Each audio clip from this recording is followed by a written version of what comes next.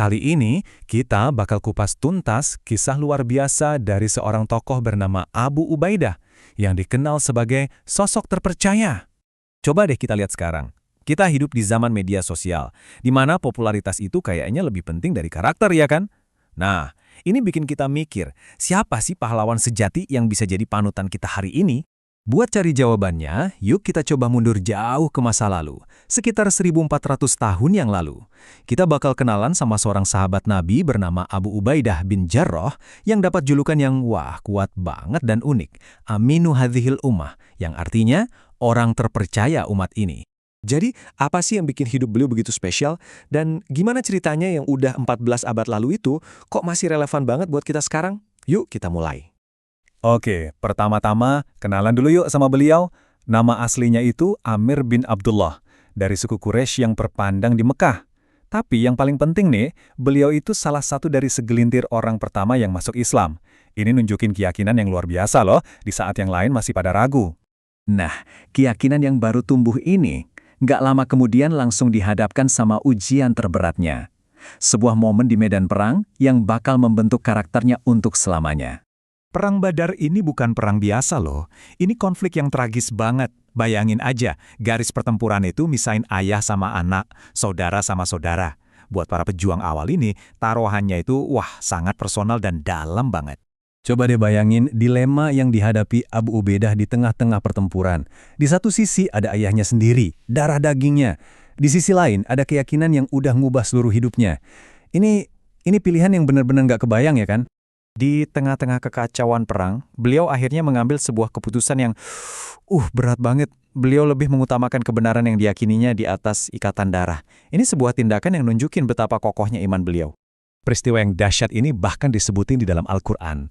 Ayat ini seakan-akan menegaskan sebuah prinsip dasar, bahwa loyalitas tertinggi seorang mukmin itu ya kepada Tuhan, melebihi ikatan duniawi apapun, bahkan ikatan keluarga. Nah, keteguhan iman beliau di medan perang ini ternyata juga kelihatan dari cara beliau memimpin.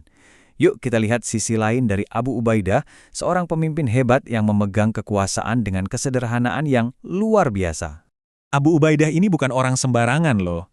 Rekam jejaknya sebagai komandan militer itu keren banget. Beliau memimpin pasukan di pertempuran-pertempuran paling penting dan akhirnya diangkat jadi gubernur buat wilayah yang luas dan strategis, yaitu Syam. Tapi, disinilah ceritanya jadi menarik banget. Suatu hari, Khalifah Umar, pemimpin tertinggi saat itu, mutusin buat sidak nih ke rumah gubernurnya yang paling penting ini. Dan, apa yang beliau lihat di sana, benar-benar bikin beliau kaget. Rumah orang paling berkuasa di Syam ternyata hampir kosong. Nggak ada kemewahan, nggak ada perabotan mahal. Cuma ada perlengkapan yang paling dasar aja. Ini jadi bukti nyata kalau bagi Abu Ubaidah, jabatan itu amanah, bukan kesempatan buat kaya raya. Reaksi Khalifah Umar, beliau sampai nangis. Bukan nangis kasihan ya, tapi nangis terharu melihat betapa zuhud dan jujurnya orang kepercayaan beliau ini. Ini momen yang nunjukin kekuatan karakter yang sejati itu kayak gimana. Tapi kerendahan hati dan kekuatan imannya ini bakal diuji lagi untuk terakhir kalinya. Sebuah krisis dahsyat akan datang, menguji keberaniannya saat wabah Amwas yang mematikan melanda. Di tahun 638, bencana besar datang. Wabah yang mengerikan dikenal sebagai wabah Amwas, menyebar ke seluruh wilayah Syam. Wabah ini menebar kematian dan ketakutan di mana-mana. Dan skala krisisnya itu nggak main-main. Ada 25.000 tentara muslim dan keluarga mereka yang meninggal dunia.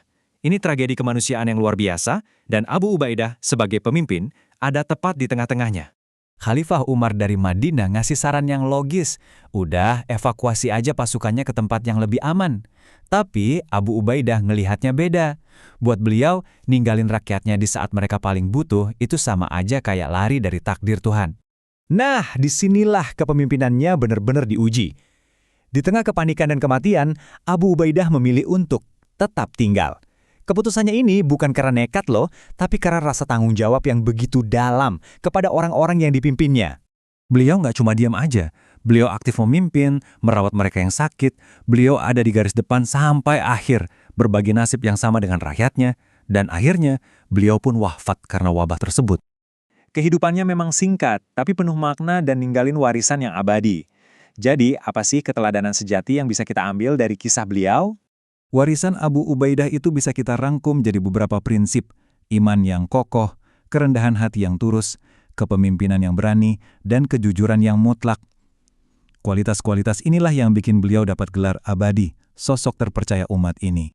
Sampai hari ini, makamnya di Yordania sana jadi pengingat yang nyata.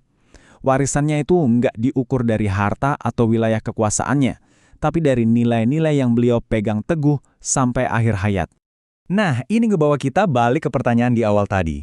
Di dunia kita yang serba cepat, yang seringnya cuma ngelihat penampilan luar, kisah Abu Ubaidah ini kayak nantang kita buat mikir.